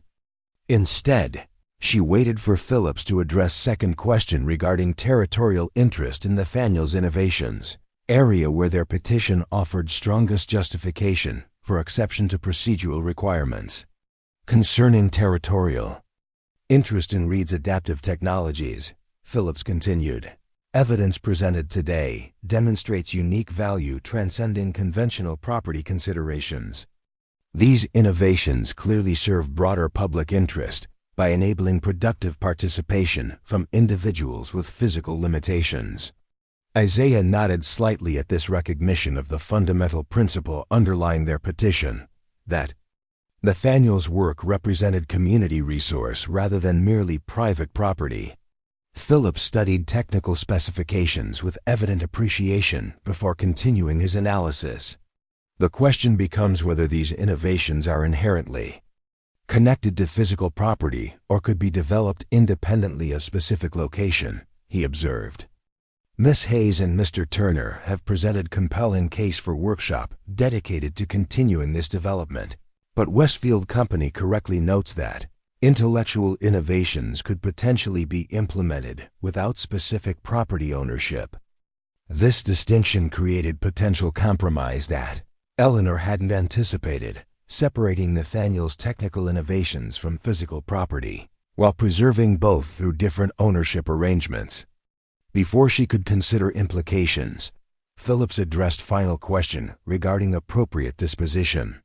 Balancing competing considerations, he stated, I propose following resolution, the smithy and associated water rights will proceed to scheduled territorial auction as originally planned. However, all equipment, technical drawings, and specialized tools developed by Nathaniel Reid for adaptive purposes shall be exempt from auction and transferred directly to Miss Hayes based undocumented intention.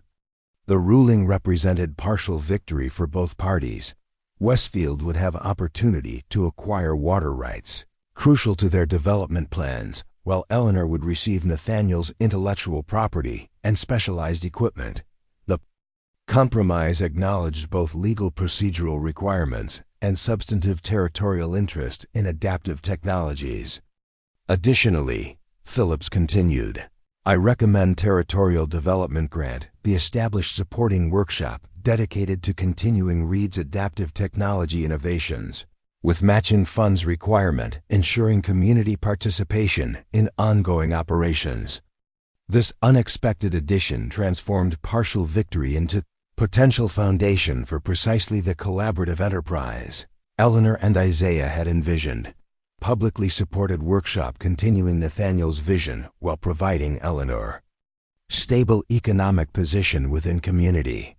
The grant recommendation represented official recognition of territorial interest in adaptive technologies beyond simple property considerations. Lawrence appeared dissatisfied but recognized political wisdom in Phillips' compromise. Westfield would acquire desired water rights while appearing to support territorial development through adaptive technology program. The arrangement provided corporate victory while acknowledging community concerns that might otherwise generate political opposition to Westfield's broader regional ambitions. As hearing concluded with formal documentation of Phillips' ruling, Eleanor experienced complex emotional response, disappointment at losing Nathaniel's physical property mixed with recognition that his most meaningful legacy would continue through technical innovations rather than buildings and land. The workshop proposal represented opportunity for independence and purpose beyond what marriage might have provided. A fair compromise that serves multiple interests, Isaiah observed quietly as they gathered their documentation. Though not complete victory, it provides foundation for meaningful enterprise continuing Nathaniel's vision. Eleanor nodded, recognizing practical wisdom in this assessment. The grant recommendation creates opportunity beyond what I might have achieved through simple property ownership. A workshop serving disabled veterans and others with physical limitations represents more significant contribution than merely maintaining Nathaniel's home. As they exited the church, community members approached with congratulations and offers of support for the proposed workshop. What had begun as personal property claim had evolved into community initiative with official territorial backing. Transformation that established Eleanor's position within Riverton more effectively than mere property ownership might have achieved. The Thorntons have offered space in their carriage house for temporary workshop until permanent location can be secured, Mrs. Sullivan informed them as the crowd dispersed. Several families have already expressed interest in supporting matching funds requirement for territorial grant. This immediate practical support confirmed Eleanor's growing recognition that she had found community connection more meaningful than what conventional marriage might have provided. Through challenging circumstances that would have defeated less resilient spirit, she had discovered unexpected pathway to independence and purpose. The following days brought whirlwind of activity as Eleanor balanced completion of client orders with preparations for establishing adaptive technology workshop. Isaiah proved invaluable partner in this effort, his practical experience with physical limitations informing design considerations, while his craftsmanship provided tangible demonstrations of potential applications. Their collaboration evolved naturally from initial alliance against Lawrence's challenge to genuine partnership founded on complementary skills and shared vision. Isaiah's technical expertise combined with Eleanor's organizational abilities and community connections created foundation for enterprise that transcended what either might have accomplished individually. By Friday evening, when Eleanor attended Thornton family dinner as previously arranged, the workshop initiative had already secured commitments for matching funds requirement and temporary location for initial operations. What had begun as defensive strategy against Lawrence's challenge had transformed into positive community development with broad support from prominent families.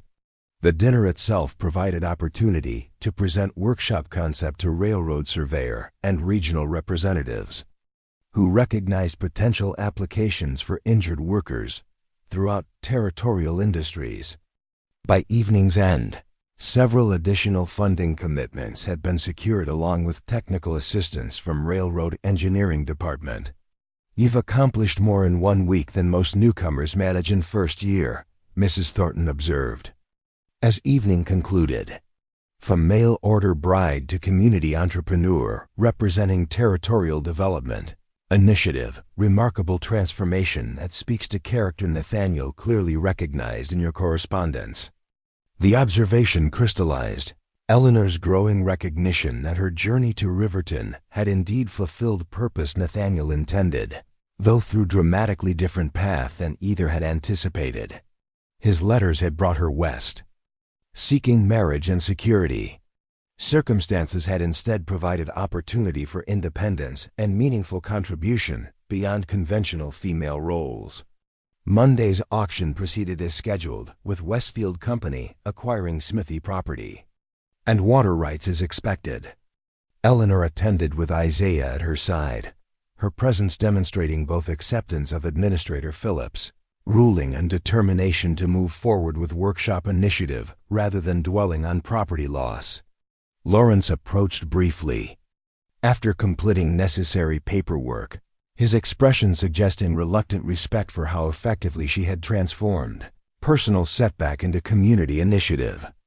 "Miss Hayes, I understand congratulations are in order regarding territorial grant for your workshop proposal. The grant recognizes value in Nathaniel Reid's innovations," Eleanor replied with dignity that acknowledged both her loss and future direction. His legacy continues through applications that will benefit many throughout the territory. Lawrence studied her thoughtfully before offering unexpected observation. "You would have made formidable opponent in direct business competition had your full claim been recognized. Perhaps more effective partnership from territorial development perspective." The backhanded compliment revealed his assessment of her capabilities despite initial dismissal of her claim as opportunistic fortune hunting.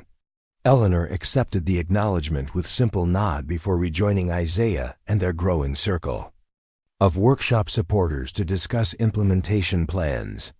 As autumn colors transformed Riverton's surrounding hillsides, Eleanor found herself settling into rhythm of life, significantly different from what she had anticipated when boarding Boston bound train months earlier. The small workshop established in Thornton family carriage house buzzed with activity as Isaiah trained 2 disabled veterans in adaptive woodworking techniques while Eleanor managed business operations and continued her seamstress work for prominent families. Their collaboration evolved naturally from initial strategic alliance to genuine partnership founded on mutual respect and complementary capabilities.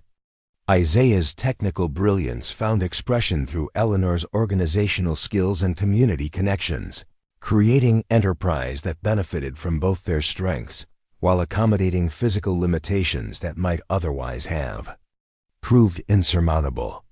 Nathaniel would approve, Samuel Green remarked one afternoon as he delivered specialized metal components commissioned from Columbus Foundry.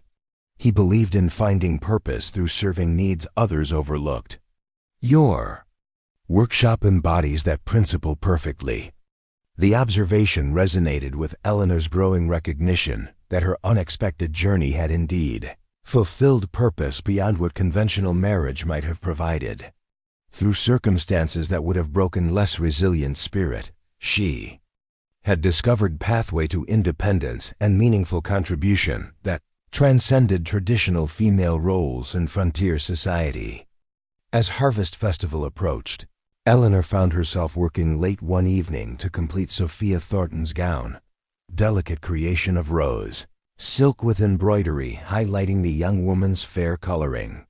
The workshop had temporarily closed for the day, though light still burned in Isaiah's adjacent design studio, where he frequently worked into evening hours, developing new adaptive equipment concepts. "You've transformed this space into something quite remarkable," came his voice from doorway separating their work areas. "When I agreed to Thornton family's offer of temporary quarters, I never envisioned such comprehensive operation emerging within weeks." Eleanor looked up from her detailed embroidery, recognizing rare personal observation from man who typically limited conversation to technical matters and practical considerations. "Necessity has always inspired my best efforts," she replied. "Though I credit your technical innovations with our rapid progress among disabled veterans seeking productive skills." Isaiah entered her workspace with uncharacteristic hesitancy, his expression suggesting thoughts beyond immediate workshop concerns. "I've been considering future arrangements," he said after moments' contemplation. "The territorial grant specifications require permanent facility within 6 months of initial funding. Father says Mr. Lawrence represents everything problematic about Eastern corporations," Sophia remarked with the casual confidence of repeating respected parental opinions. "They see our town merely as resource to be exploited rather than community to be developed." Mrs. Thornton made small sound of disapproval at her daughter's forthright political commentary, but Eleanor noted the woman made no effort to contradict the sentiment. This suggested potential alliance with the Thornton family against Westfield's designs on Nathaniel's property. "I understand Mr. Lawrence has expressed interest in the smithy that would have been my home had Nathaniel survived," Eleanor ventured, careful to present her situation with dignity rather than self-pity. Mrs. Thornton's expression sharpened with interest. "Judge Hollister mentioned you discovered documentation regarding Mr. Reid's intentions. I hope the delay of auction proceeds without interference." "I expect challenges," Eleanor admitted. Mr. Lawrence seemed quite determined to acquire the property. "The Westfield Company has been systematically purchasing properties with water access throughout the county," Mrs. Thornton confirmed, her tone suggesting disapproval. "My husband believes they intend to control regional industrial development through monopolization of power sources." This information aligned with what Mrs. Sullivan had suggested earlier, that the smithy's value lay primarily in its strategic location, controlling creek access for potential water power. The conflict transcended Eleanor's personal situation. To reflect broader community concerns about outside interests, determining Riverton's economic future. "How unfortunate that my first days in your community involve such contention," Eleanor remarked, threading a needle with practiced precision. "I had hoped to establish myself quietly as contributing resident." Riverton values independence, Mrs. Thornton stated firmly. Those who stand against external control of our resources find considerable support among established families. The implied alliance couldn't have been clearer. If Eleanor positioned her claim to Nathaniel's property as defense of local interests against corporate control, she might secure backing from influential residents like the Thorntons. As the consultation concluded with agreement on design for Sophia's festival dress, a rose-colored silk with delicate embroidery that would highlight the young woman's fair complexion, Mrs. Thornton made unexpected offer. "We're hosting dinner this Friday for several prominent families and the lead railroad surveyor," she said as Eleanor recorded measurements in her notebook. "Your presence would be welcome, particularly as Mr. Lawrence has also been invited. Some mutual acquaintances have suggested he mischaracterizes your claim to interested parties."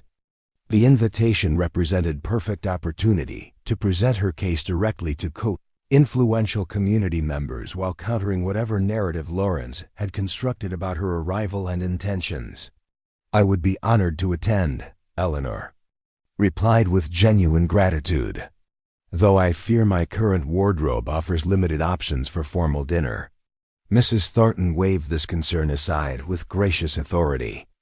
"The blue silk in your fabric samples would create stunning dinner dress with your coloring.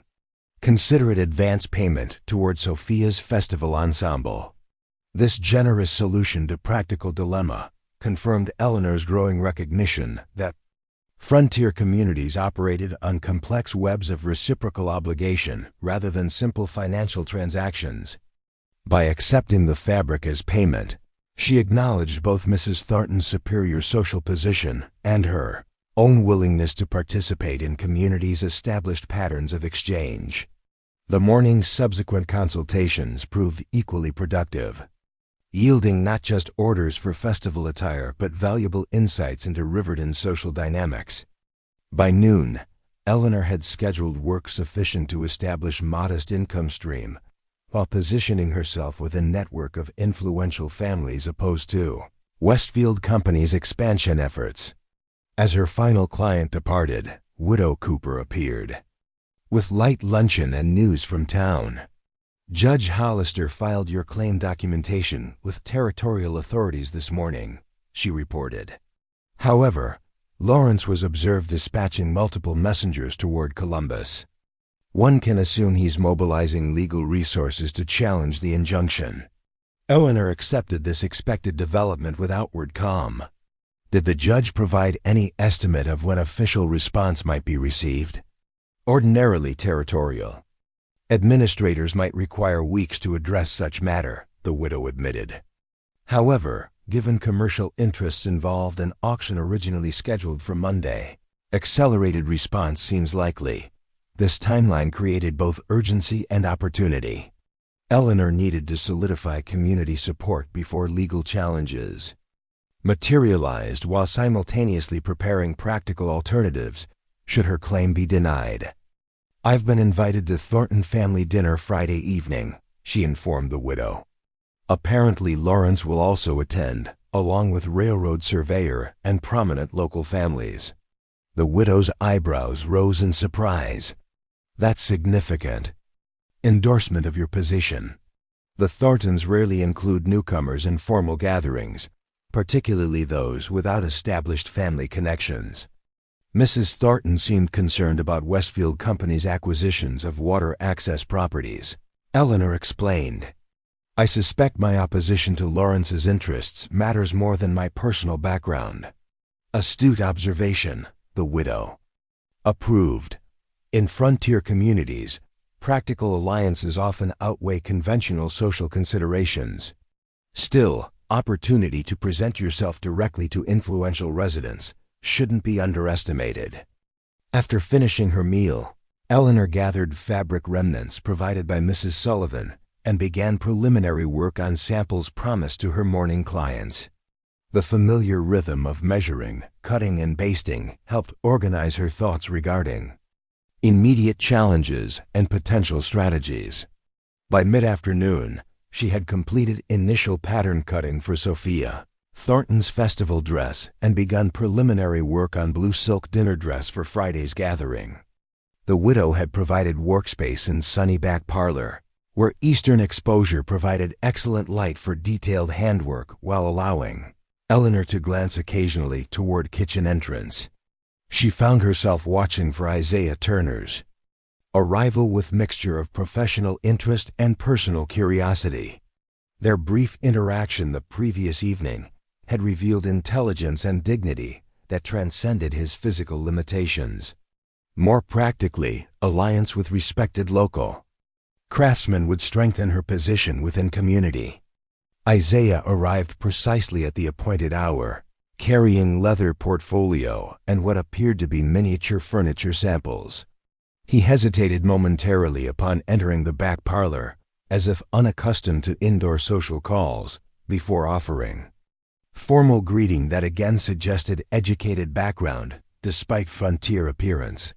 "Miss Hayes," he acknowledged with slight bow, "I've brought design samples as discussed." "Mr. Turner," Eleanor responded, setting aside her sewing to give his presentation proper attention. "I appreciate your promptness." The awkward formality between them might have persisted had not Widow Cooper intervened with practical suggestion. "Perhaps you might show Miss Hayes your miniatures on the work table, Isaiah. Better light there for examining details." This sensible recommendation shifted their interaction from social call to professional consultation. Isaiah opened his portfolio to reveal technical drawings executed with remarkable precision, despite his one-handed condition. Each illustration showed display furnishing specifically designed for presenting textile items, ingenious cabinets with glass-fronted display areas, elegant stands for presenting fabric samples, and clever wall-mounted systems for showcasing completed garments. "These are extraordinary," Eleanor remarked, genuinely impressed by both artistic quality and practical ingenuity evident in the designs, particularly this rotating display cabinet. "I've seen nothing comparable, even in Boston's finest establishments." Isaiah's expression remained controlled, but something in his posture relaxed slightly at this professional validation. Function should enhance form rather than limiting aesthetic possibilities, he explained, unfolding miniature model constructed to 1/10 scale.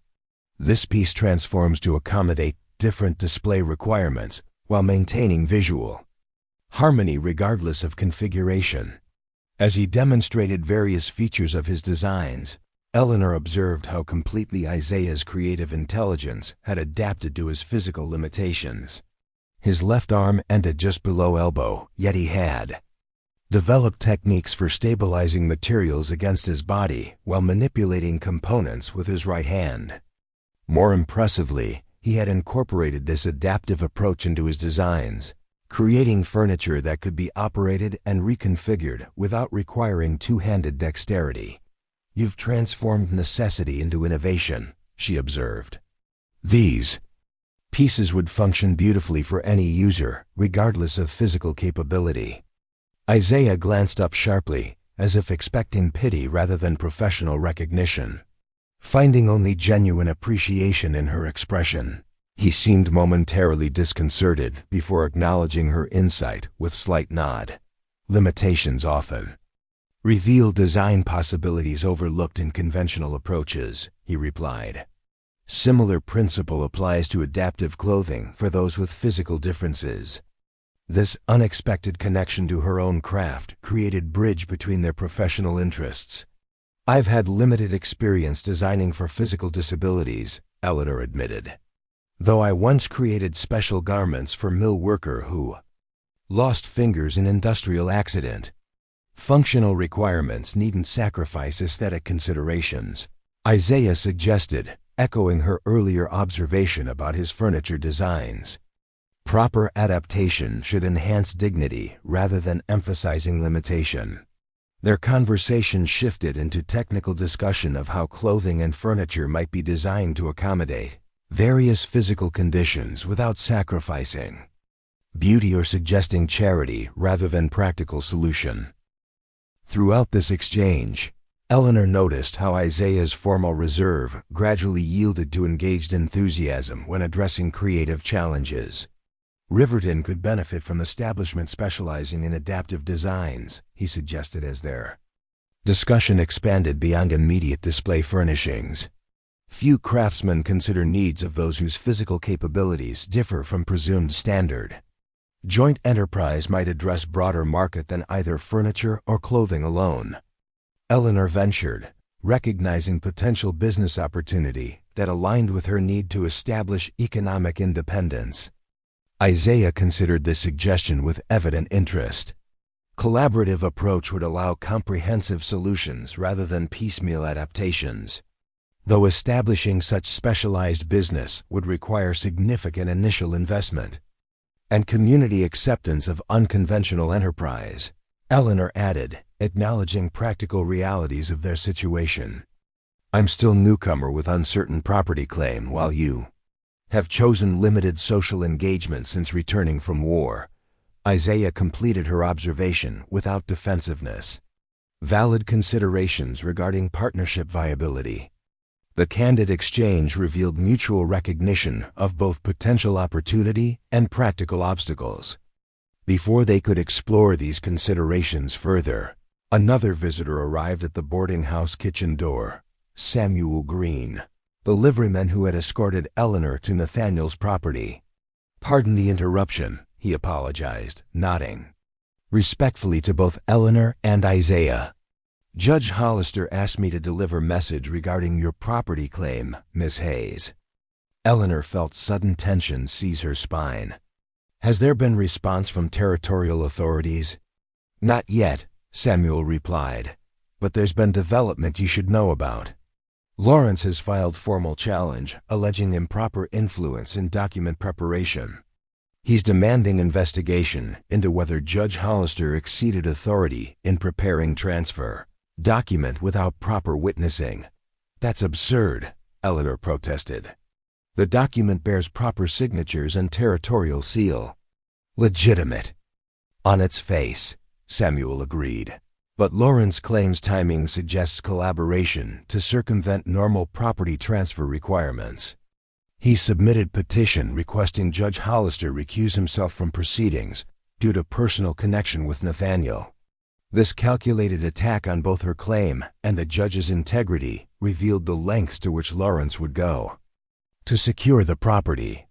By questioning judicial propriety, he created procedural complications that might delay resolution beyond Monday's scheduled auction. "What does Judge Hollister advise?" Eleanor asked, forcing calm into her voice despite growing alarm. "He suggests securing additional testimony regarding Nathaniel's expressed intentions," Samuel replied. "Written statements from community members who heard him discuss preparations for your arrival would strengthen claim against procedural challenges." "I'll begin collecting such statements immediately," Eleanor decided. "Would you be willing to provide account of your chess conversations with Nathaniel? I understand he often discussed his plans during your Wednesday gatherings." "Gladly," Samuel confirmed. "And I'll speak with others who might offer similar testimony." Dr. Wilson attended Nathaniel during his illness. He might recall relevant statements made even during fever. As Samuel departed with promise to return later with written statement, Eleanor realized Isaiah had remained silent throughout this exchange, observing with thoughtful attention rather than offering immediate comment. "You're familiar with Lawrence and his methods?" she inquired, recognizing potential value in his perspective. "We've had previous interaction," Isaiah confirmed, his measured tone suggesting significant history. "The Westfield Company attempted to purchase my father's timber holdings last year using similar tactics, procedural challenges and implied improprieties to force distressed sale." "Were they successful?" Eleanor asked. "Eventually, yes," Isaiah acknowledged grimly. "My father lacked resources for prolonged legal contest. The property sold for approximately one-third its actual value after repeated delays exhausted available funds for taxes and maintenance." This personal experience with Westfield's predatory practices explained Isaiah's interest in Eleanor's situation. Lawrence represented not just abstract corporate interests, but specific threat to individual property rights throughout the region. Lawrence will exploit your status as unmarried woman without local connections. Isaiah continued, his assessment dispassionate despite evident disapproval. He'll suggest opportunistic claim on valuable property without legitimate expectation of marriage, potentially even implying improper relationship with Nathaniel, conducted through correspondence. The ugliness of this potential strategy startled Eleanor, despite her previous encounters with unscrupulous business practices in Boston. That would be not just false but defamatory, she protested. Nathaniel's letters were models of propriety and respectful intention. Truth matters less than creating doubt sufficient to delay proceedings, Isaiah explained. Lawrence needs only to extend dispute beyond Monday's auction date. Once property sells, reversing transaction becomes nearly impossible regardless of prior claims. This pragmatic assessment clarified the immediate danger. Lawrence wasn't attempting to win legitimate legal contest, but merely to postpone resolution until the auction transferred property beyond Eleanor's reach. Then I must prevent the auction from proceeding under any circumstances, she concluded, mind racing through potential strategies. Judge Hollister's injunction provides temporary protection, but Lawrence's challenge threatens to nullify that safeguard. There may be alternative approach, Isaiah suggested after moments' consideration. Rather than defending against Lawrence's procedural challenges which could extend indefinitely, consider direct appeal to territorial governor based on special circumstances and community interest. Would such appeal receive consideration? Eleanor asked, recognizing potential in this unexpected suggestion. Governor Mitchell has expressed concern about corporate consolidation of resources throughout the territory, Isaiah explained. He recently established special commission to investigate whether such acquisitions serve territorial development or merely extract value for Eastern interests. This information suggested political dimensions to the conflict that transcended local property dispute. If Eleanor could position her claim within context of broader territorial concerns about corporate resource control, she might secure intervention from authorities with power to override procedural maneuvers. How would one initiate such appeal? She asked, mind already formulating potential arguments.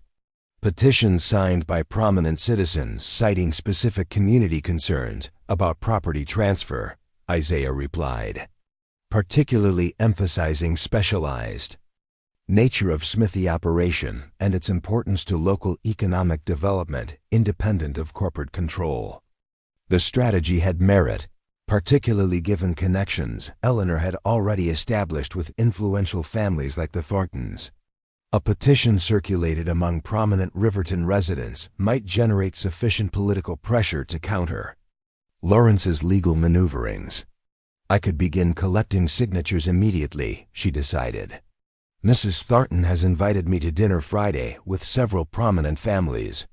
That gathering would provide perfect opportunity to present such petition. Lawrence will also attend, Isaiah cautioned. He'll recognize threat to his strategy and attempt to undermine your credibility.